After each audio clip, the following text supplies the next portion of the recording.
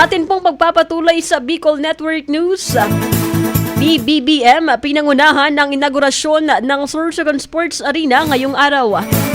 Balikan natin ang linya ni Megapo Patrol number 16, James Olikino. Bicol Network News Report!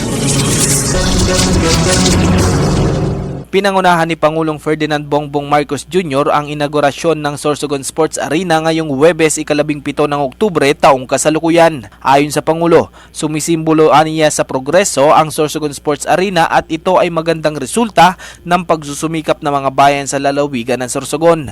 Dagdag pa niya, ito ay isang malaking hakbang upang itaguyod ang mga Pilipinong may angking galing sa larangan ng palakasan. Samantala, bago pa man dumalo at makiisa sa pagdiriwang ng Kasanggayahan Festival, nauna nang bumisita at nag-ikot si Presidente Ferdinand Bongbong Marcos Jr. kasama si Senate President Francis Chis Escudero at ilang opisyal sa bagong tayo na Sampaloc Housing Tenement at sa gusali ng National Government Center sa Capitol Compound ngayong araw. Kaugnay nito, itinuturing ni Pangulong Marcos Jr. bilang one-stop shop government center ang Sorsogon National Government Center dahil aniya, ito ang maglalapit at magpapabilis ng serbisyo sa taong bayan. At ito rin ay sumusuporta sa hangarin ng administrasyon na mapadali ang serbisyo publiko at mapadami ang mga namumuhunan sa bansa.